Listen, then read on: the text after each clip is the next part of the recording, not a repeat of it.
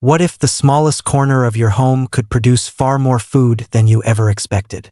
Maybe you have only a balcony, a narrow backyard, a patio, or one sunny spot beside your house, and you assume a productive vegetable garden is simply impossible without a large piece of land. But here is the secret many gardeners discover after trying vertical growing. You do not always need more ground. You need to use the space above it. A vertical tower planter can transform unused height into multiple growing levels, allowing you to grow herbs, greens, roots, fruiting vegetables, and even strawberries in a surprisingly small footprint. It can also make gardening easier by reducing weeds, keeping many pests away from ground level, and bringing plants closer to your hands for watering and harvesting. But there is one important catch. Not every plant belongs in every pocket. Some need deeper roots, some become too large and shade everything below, while others are remarkably productive in tiny spaces. So today, let's count down 15 excellent choices for a vertical container garden, starting with number 15 and working toward the plant that may make the entire tower look like a living, edible wall. Number 15 is parsley. Parsley is famous for testing a gardener's patience because its seeds can take several weeks to germinate. So don't assume the seeds have failed simply because nothing appears after a few days. Once established, however, parsley becomes a dependable, compact herb that fits beautifully into a tower pocket. Give it loose, moisture-retentive soil, keep the seedbed from drying completely, and harvest the outside stems while allowing the center to continue producing. Number 14 is mint, a plant that is wonderfully useful but notoriously aggressive in open soil. Its underground runners can spread rapidly, turning one small plant into a garden takeover. A tower planter solves much of that problem by keeping its roots confined to one pocket. Keep the soil slightly moist, provide organic matter, and regularly trim the growing tips above leaf joints to encourage a bushier plant. Number 13 is short carrots. Forget the idea that every carrot needs a deep garden bed. Compact varieties can produce attractive roots in a relatively shallow pocket, provided the soil is loose, fine, and free of stones and hard clumps. Sow them directly where they will grow, thin, crowded seedlings early, and enjoy the satisfying surprise of pulling a fresh carrot from your tower. Number 12 is arugula or rocket, one of the fastest leafy crops on this list. Young leaves are tender and pleasantly peppery, but warm conditions can quickly make them tougher and encourage flowering. Grow arugula in a shallow pocket, protect it from intense afternoon heat, keep moisture consistent, and harvest young leaves early. For a continuous supply, sow different pockets at intervals rather than waiting for one plant to produce forever. Number 11 is basil, and its secret is pruning. Instead of simply removing individual leaves, cut the growing tip just above a healthy pair of leaves. That simple cut encourages 2 new branches, which can later become 4, gradually turning one tall stem into a compact, leafy bush. Basil needs warmth, light, good drainage, and moderate feeding, while excessive nitrogen can create plenty of foliage without giving you the strongest plant. Number 10 is baby beet. A single beet seed can produce several seedlings because what looks like one seed may actually contain a small cluster. If you leave them crowded, the plants compete for limited space and may produce lots of leaves without developing good roots. Thin them early, keep the soil loose and evenly moist, and remember that the young leaves can also become part of the harvest. Number 9 is spinach. Spinach is a cool season crop, and high soil temperatures can interfere with germination before the plant even gets started. That makes positioning especially important in a tower. Choose a cooler pocket, morning sunlight, and some protection from harsh afternoon heat. Keep the seeds cool during germination, sow directly, and harvest the outer leaves while protecting the center. When the plant starts stretching toward flowering, harvest what remains and replace it with another crop. Number 8 is radishes, the speed champions of the tower garden. While some vegetables need months, radishes can finish in only a few weeks, making them perfect for filling a pocket temporarily before a longer season crop takes its place. Give them loose soil, steady moisture, enough room for the roots to expand, and harvest promptly. If you want a continuous supply, sow a few pockets every week so that one crop is ready as another finishes. Number 7 is dwarf kale.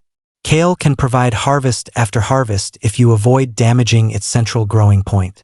Remove only a few mature outer leaves at a time and let the center continue producing new ones. Compact varieties are especially suitable for tower systems because they need less horizontal room. Keep one mature plant per pocket, give it enough depth and support, and regularly inspect the undersides of the leaves for pests. Number 6 is leaf lettuce.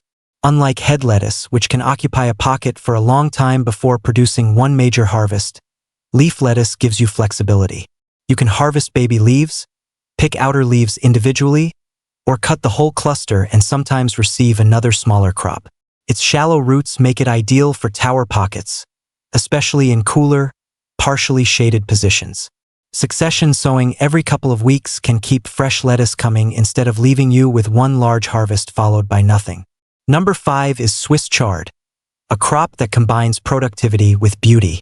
Its colorful stems can be white, yellow, orange, pink, or red, making the tower look ornamental even before harvest. Give it a larger pocket because mature plants develop broad leaves, and place it higher in the tower so it does not shade smaller crops underneath. Harvest the outer leaves while protecting the center, and you can enjoy a long-lasting supply of edible leaves and stalks. Number 4 is dwarf sugar snap peas. Here is where vertical gardening becomes especially clever because peas use the space above the container instead of spreading across the ground. Give compact varieties a larger top compartment and install a trellis before the vines become difficult to manage. Their tendrils will climb upward, creating a new harvesting zone in the air. Keep the soil evenly moist, avoid excessive nitrogen, and pick pods regularly while they are crisp and tender. Number 3 is compact peppers. A small pepper plant can still produce an impressive number of fruits, making it one of the most productive choices for limited space. Because peppers need more root room than herbs and leafy greens, give them a large upper compartment with plenty of quality growing medium. Support the plant early, provide warmth and strong light, avoid excessive nitrogen, and harvest fruits as they reach the stage you prefer. The beauty of compact peppers is simple. The plant stays relatively small, but the harvest can be surprisingly large. Number 2 is compact climbing cucumber. Cucumbers often appear unsuitable for small gardens because their vines can travel everywhere, but the real problem is not vine length, it is vine direction. Train a compact cucumber upward on a trellis, and the same long growth becomes an advantage instead of a space problem. Give the plant a large, deep compartment, strong support, consistent moisture, and regular harvesting. Do not allow oversized fruits to remain on the vine for too long because they can reduce the plant's energy for producing new cucumbers. Finally, number 1 is everbearing strawberries. Few plants are naturally better suited to a tower planter. Strawberries have relatively shallow roots, compact foliage, outward-growing flowers, and fruit that hangs over the edge rather than sitting on wet soil. Each pocket can hold a plant, and with the crown positioned correctly at soil level, the plant can establish safely and begin producing repeated waves of flowers and fruit. Everbearing types can provide harvests across much of the growing season instead of producing everything at once. Remove unnecessary runners when fruit production is your priority, and pick berries only after they are fully colored because strawberries do not become significantly sweeter after harvest. And that is the real magic of vertical gardening. Productivity does not always depend on how much land you own. A small tower can create multiple growing zones, with one pocket producing herbs, another supplying quick greens, another growing roots, and the top supporting larger crops or climbing vines.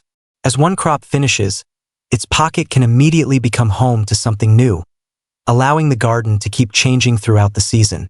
So if you have a balcony, patio, tiny backyard, or even one bright corner near your home, do not underestimate what it can produce.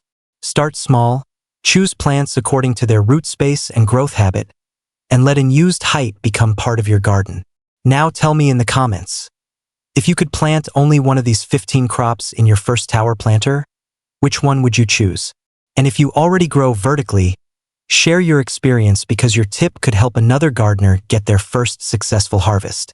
If you enjoyed this practical gardening idea, like the video, subscribe to the channel, and join us for more simple ways to make even a small garden greener, healthier, and far more productive. What if I told you that the tiny corner you are currently ignoring could become one of the most productive parts of your entire garden? You do not need a huge backyard, expensive raised beds, or acres of land to grow an impressive amount of fresh food. In fact, with the right vertical tower planter, even a balcony, patio, narrow backyard, or single sunny corner can become a surprisingly productive garden. But here is where most people make a mistake. They assume every vegetable will perform equally well in a tower. They won't.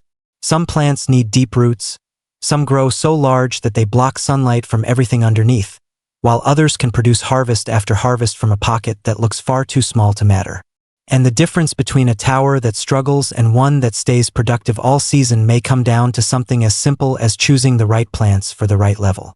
Today, we're counting down 15 plants that can make a vertical garden dramatically more productive, and you'll want to stay until number 1 because it doesn't just fit inside a tower, it seems almost made for one.